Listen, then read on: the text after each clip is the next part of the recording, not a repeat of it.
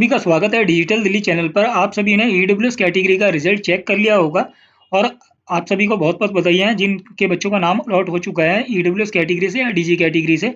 और जिन पेरेंट्स का नाम फर्स्ट लिस्ट में नहीं आया है, उन्हें भी निराश होने की ज़रूरत नहीं है।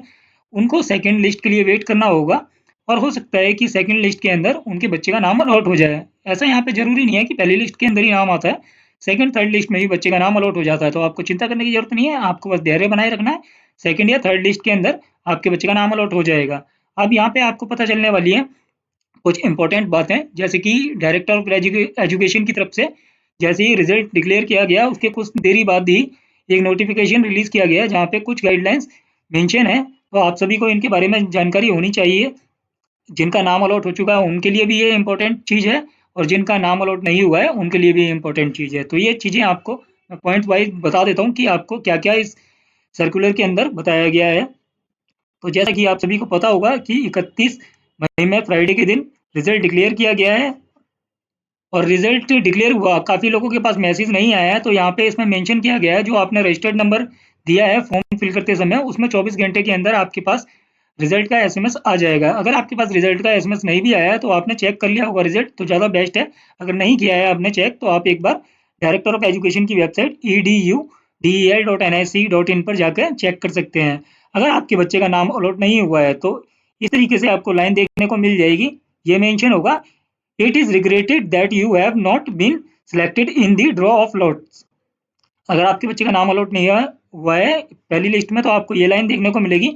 अगर आपने रिजल्ट चेक करते समय कोई डेटा गलत फिल कर दिया, जैसे कि आपने रजिस्ट्रेशन नंबर गलत फिल कर दिया या डेट ऑफ बर्थ गलत फिल कर दिया, तो आपको स्क्रीन पे देखने को मिलेगा नो रिकॉर्ड फाउंड। तो आप यहाँ पे बड़े ही ध्यानपूर्वक अपने बच्चे का रिजल्ट चेक करें, एक नहीं 2 बार चेक करें।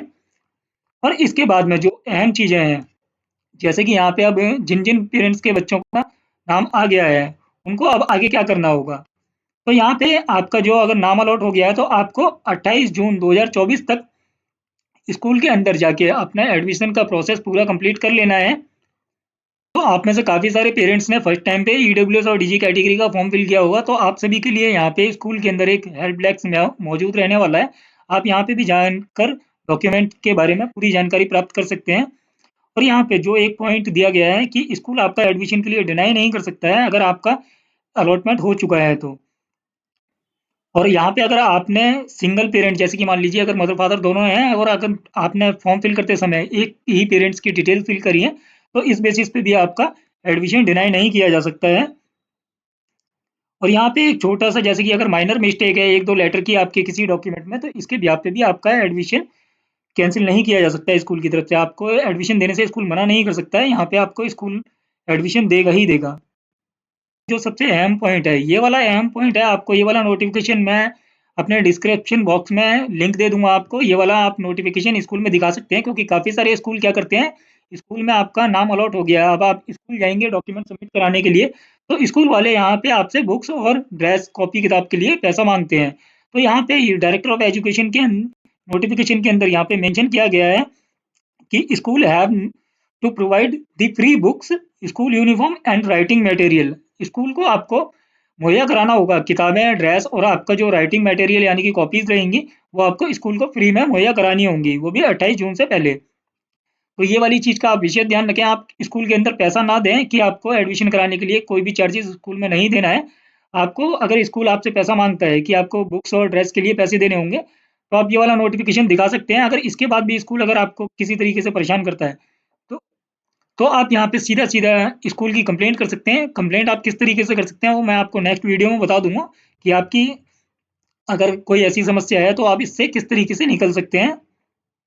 और आप सभी को पता ही होगा, जैसे कि बीच में हाई कोर्ट का ऑर्डर हुआ था कि 2.5 लाख इनकम के लिए कहा गया था, पर यहाँ पे आपको 1 लाख का ही इनकम सर्टिफिकेट देना होगा, सालाना इनकम जिसमें आपकी 1 लाख रुपए तक हो। 1 लाख रुपए से अधिक का इनकम सर्टिफिकेट यहाँ पे मान्य नहीं होगा, तो आपका जो भी इनकम सर्टिफिकेट रहेगा, वह 1 लाख से नीचे का होगा, तभी आपको एडमिशन के लिए आप एलिजिबल होंगे। और यहाँ पे आपसे स्कूल ईडब्ल्यूएस कैटेगरी से अगर आपने फॉर्म फिल किया है और अगर आपने, जैसे कि मान लीजिए बीपीएल कार्ड या एएवाई कार्ड या आपने फूड सिक्योरिटी कार्ड के तहत आवेदन किया है, तो आपको यहाँ पे स्कूल अगर आपसे ये नहीं बोल सकता कि आपको इनकम सर्टिफिकेट देना होगा। अगर आप में से आपके पास बीपीएल, एएवाई कार्ड या राशन कार्ड जो कि पीआर कार्ड होता है, फूड सिक्योरिटी कार्ड भी बोलते हैं जिसे, अगर ये तीनों कार्ड के ज़रिए आपने आवेदन किया है, तो स्कूल आपसे इनकम सर्टिफिकेट की डिमांड नहीं कर सकता है। और इसी प्रकार से अगर आपने डीजी कैटेगरी से आवेदन किया है, तो आपसे स्कूल इनकम सर्टिफिकेट की डिमांड नहीं करेगा। और ना ही यहाँ पे आपसे स्कूल ये कह सकता है कि आप जो भी डॉक्यूमेंट्स सबमिट करा रहे हैं, जो भी आप फ़ोटोकॉपीज़ आप स्कूल में सबमिट कराएँगे, वो गज़ेटेड ऑफ़िसर से अटैच्ड होनी चाहिए। ये भी आपके लिए कोई कंपल्सरी चीज़ नहीं है, आप सेल्फ अटैच्ड करके डॉक्यूमेंट सबमिट करा सकते हैं। आपको स्कूल में ले जाने क्या-क्या डॉक्यूमेंट्स होंगे, तो उसके बारे में मैं आपको जानकारी दे दे रहा हूँ। जैसे कि आपने जब रजिस्ट्रेशन टाइम पे फॉर्म फिल किया होगा, तो जो आपको रजिस्ट्रेशन करने के बाद फॉर्म मिला होगा, आपने जो प्रिंट आउट निकाल के रखा होगा, वो प्रिंट आउट लेके जाना होगा आपको। आपको एक अलॉटमेंट जो अलॉटमेंट हुआ है आपको स्कूल, आप एक उसकी भी स्लिप लेके जाएँ, 2 फ़ोटोग्राफ्स लेके जाएँ बच्चे के। इसके साथ ही साथ अगर बच्चे का आधार कार्ड आपके पास है, तो आप बच्चे का आधार कार्ड ले जा सकते हैं। अगर आपके पास बच्चे का आधार कार्ड नहीं है, तो यहाँ पे नॉट मैंडेटरी मेंशन किया गया है, यानी कि आपको बच्चे का आधार कार्ड देना कंपल्सरी नहीं है। यहाँ पे आपको पेरेंट्स का आधार कार्ड देना होगा। इसके बाद में आप बच्चे का बर्थ सर्टिफिकेट दे सकते हैं, जो भी आपने बर्थ डॉक्यूमेंट लगाया होगा, सिलेक्ट किया होगा फॉर्म भरते टाइम पे, आपको वो बर्थ डॉक्यूमेंट देना होगा। उसकी एक फ़ोटोकॉपी सबमिट होगी, जो कि सेल्फ अटेस्टेड आपको सबमिट करानी होगी। और रेज़िडेंस प्रूफ़ के अंदर आपका आधार कार्ड ही चल जाएगा। अगर आपने आधार कार्ड सिलेक्ट किया होगा, अगर आपने डोमिसाइल सिलेक्ट किया होगा, तो आप डोमिसाइल दे सकते हैं। वोटर आईडी कार्ड सिलेक्ट किया होगा, तो आप वोटर आईडी कार्ड दे सकते हैं। वैसे तो आपका जब आधार कार्ड देंगे, तो आपका आधार कार्ड ही रेज़िडेंस प्रूफ़ में काउंट हो जाएगा। पर आपने जो भी फ़ॉर्म फिल करते समय डिटेल दी होगी कि आप जो डॉक्यूमेंट देना चाहते हैं, वही डॉक्यूमेंट आपको यहाँ पे सबमिट कराना होगा। और यहाँ पे आपका ईडब्ल्यूएस कैटेगरी या डीजी कैटेगरी से आपने जो फॉर्म फिल किया है, इसका आपको डॉक्यूमेंट प्रूफ देना होगा। जैसे अगर आपने ईडब्ल्यूएस कैटेगरी से फॉर्म फिल किया है, तो आपको यहाँ पे इनकम सर्टिफिकेट की एक फोटोकॉपी सबमिट करानी होगी स्कूल में। अगर आपने डीजी कैटेगरी से फॉर्म सबमिट किया है, तो आपको यहाँ पे आपके कास्ट सर्टिफिकेट की फोटोकॉपी सबमिट करानी होगी। अगला ऑप्शन है ये गार्जियनशिप्स का। तो अगर जैसे कि मान लीजिए बच्चा पेरेंट्स के पास ना रह के अपने दादा-दादी या नाना-नानी के पास रह रहा है, तो अगर उनके पास कोई लीगल प्रूफ है, तो वो सबमिट करा सकते हैं। इसमें भी कोई इश्यू नहीं होने वाला है। ये भी इफ एप्लीकेबल लिखा हुआ है, अगर आपके पास है तो सबमिट करा सकते हैं। साथ ही साथ आप अपने सारे जो भी डॉक्यूमेंट आप स्कूल में सबमिट कराने के लिए जा रहे हैं, सारे ओरिजिनल डॉक्यूमेंट अपने साथ में लेके जाएँ, क्योंकि आपसे स्कूल ओरिजिनल डॉक्यूमेंट देखने के लिए कह सकता है। तो आपको ओरिजिनल डॉक्यूमेंट अपने साथ में ले जाने होंगे, ज़्यादा अच्छा रहेगा, क्योंकि बार-बार चक्कर लगाने से बढ़िया है आप एक बारी में ओरिजिनल डॉक्यूमेंट भी ले जाएँ और एक सारे डॉक्यूमेंट्स का सेट बना के स्कूल में ले जाएँ, जिससे कि आपको आसानी हो।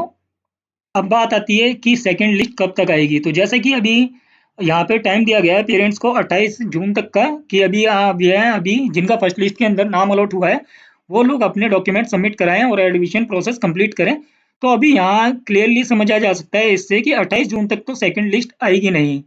इसके बाद में ऐसा हो सकता है यहाँ पे कोई नोटिफ़िकेशन जारी किया जाए कि सेकंड लिस्ट कब तक आएगी, या सेकंड लिस्ट वैसे तो हिसाब लगाया जाए तो 1.5 से 2 महीना मान लीजिए आप, कि 1.5 से 2 महीने बाद ही सेकंड लिस्ट का कुछ पता चलेगा कि सेकंड लिस्ट आ रही है। क्योंकि काफ़ी बार ऐसा होता है, जैसे कि आपका पहली लिस्ट में काफ़ी बच्चों का नाम अलॉट हुआ और किसी वजह से वो एडमिशन नहीं ले पाए, यानी कि उनके डॉक्यूमेंट में कोई कमी रह गई या किसी अन्य कारण से उन्होंने एडमिशन नहीं करवाया, तो वो सीटें भी सेकंड लिस्ट के अंदर ओपन कर दी जाती हैं। तो यहाँ पे आपको 1.5 से 2 महीने का वेट करना पड़ सकता है सेकंड लिस्ट के लिए। तो आशा करता हूँ दी गई जानकारी आपको अच्छी लगी हो। अगर जानकारी आपको अच्छी लगी हो तो वीडियो लाइक करें, चैनल सब्सक्राइब करें, दोस्तों के साथ शेयर करें।